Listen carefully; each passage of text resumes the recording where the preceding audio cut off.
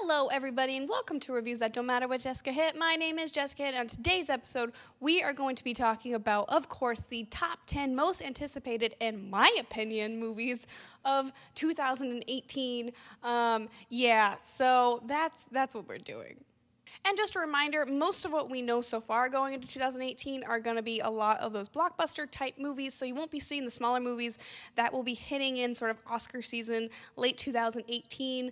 Like at this time last year, I had no clue about Lady Bird or Call Me by Your Name or Shape of Water, of any of those things. So I don't have any probably Oscar caliber films on this. I mean, maybe we got a couple of visual effects ones in there, but who knows. I am going to start off with 3 honorable mentions that I just could not fit into my top 10. First is going to be a shocker, Deadpool 2. I'm a little weary about this one because I just have no clue if they're going to be able to pull off a sequel to Deadpool. I mean, obviously, I never thought Deadpool could be made into such a great movie, but like, I'm really worried about this one. But we'll see. I probably, you know what, they're probably going to surprise us again. It's going to be awesome. I'm going to be kicking myself in the butt for not putting it in my top 10, but I couldn't fit it in. Also, we have X-Men Dark Phoenix. I am actually really excited for this movie, but coming off of Apocalypse does worry me a little bit. Also, the fact that Simon Kinberg, in his first directorial debut, is going to be directing this movie. I do like the idea of possibly doing Dark Phoenix right in a movie form. I think that Sophie Turner is fantastic. I love the first images that we have of her as Dark Phoenix, and if it looks like that on screen, I'm totally here for it, but there's too many questions for me to like actually be really anticipating it, you know? Also, one that would have made my top 10 if I had not seen the trailer is Jurassic World Fallen Kingdom. Look, I love dinosaurs, and I'm totally here for a volcano. I love Jurassic World, however terrible of a movie it really is when you think about it. It's fun, and I really enjoyed watching it, and I own the movie, actually. I will watch it anytime. I think it's great. But that trailer was awful for Fallen Kingdom. I'm sorry, it was. I think the movie should be probably pretty good, but I couldn't keep it on the list because of that terrible trailer. Ugh. And you know what? I'm going to add in a 4th honorable mention, and that is Alita Battle Angel, because I genuinely have no clue how that movie is going to turn out.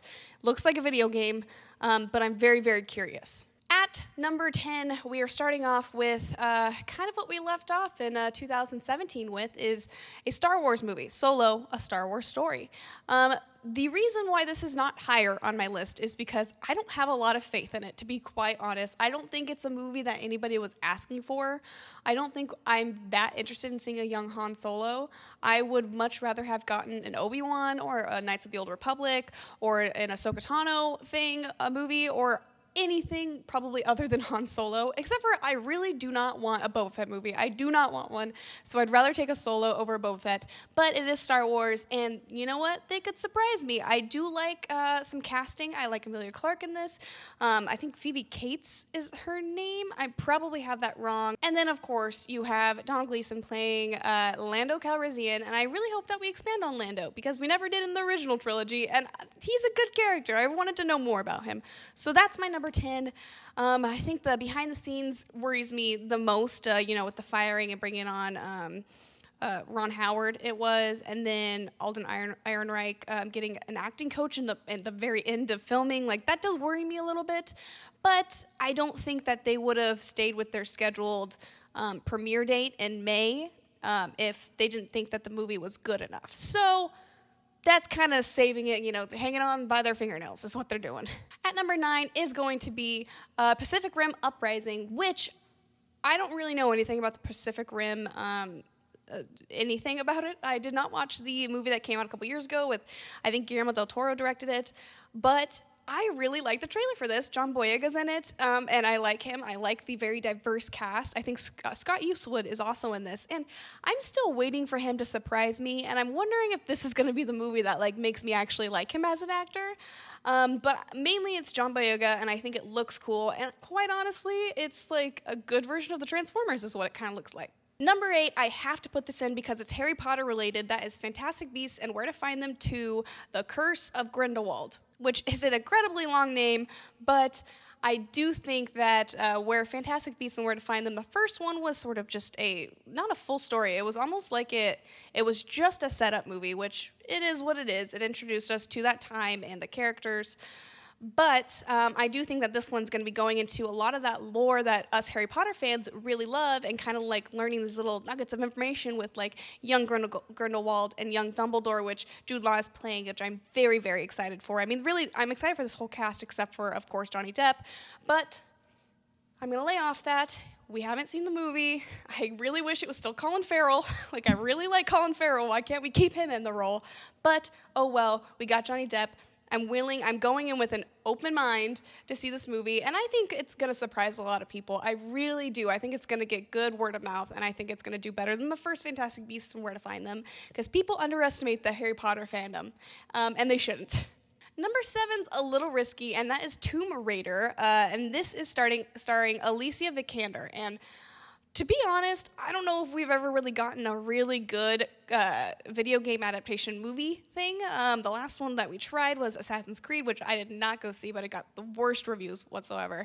And I do have a little bit of faith. I liked the trailer. It didn't really excite me, but I like Alicia Vikander, and I like that it's kind of an origin story to how she is becoming Lara Croft.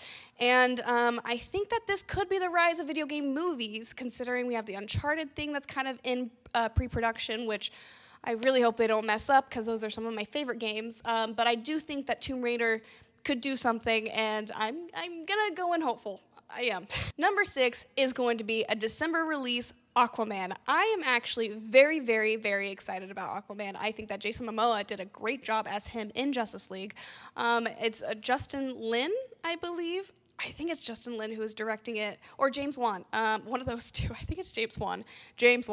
But if you have seen my Justice League review, you know for some reason one of my favorite parts of the movie is when Jason Momoa's Aquaman finally goes down to Atlantis and meets Mara, I think her name is, Amber Heard's character. And there was something about the way it was filmed, and I really liked Mara. And I'm just really excited to see what's going on down at Atlantis. And I don't know, I'm just really excited for this movie. And I think it's going to be more along the lines of a Wonder Woman, because we haven't heard any like bad press coming from this movie. It's just kind of been down in Australia filming, doing its own thing. And I think that DC is going to be focusing on these sort of individual stories before they group up with anything again, which is smart in my opinion. And I think Aquaman's going to knock it out of the park. So I'm very excited for this movie. Number 5 is going to be the lady-driven Ocean's 8. I am so stoked for this movie. I think it has one of the coolest casts I have ever seen. Come on. You've got Sandra Bullock. You've got Cate Blanchett. You have Anne Hathaway. You have Rihanna, who is just a queen. You have Mindy Kaling. You have Sarah Paulson. You have Helena Bonham Carter. You have the new rapper called Aquafina. It's a heist movie, and I have seen parts of the Ocean's movies previously. Never quite got into them. I think I watched the second one, Ocean's 12. At least half of of that movie, and I couldn't quite get into it. And I hear that might be like the worst of the trilogy that we got. So maybe that's my fault for starting with that one. I think it was just happened to be on, so I turned it. But I'm really excited about this. I love the fact that it's all leading cast of ladies. And I think that this movie is going to shock everybody at the theaters. I think more people are going to go out to this movie than people are thinking. And I think that it's about time that, you know, if us as people want to see more stories about women and people writing for women and all this kind of stuff, we got to support it. We got to see these movies.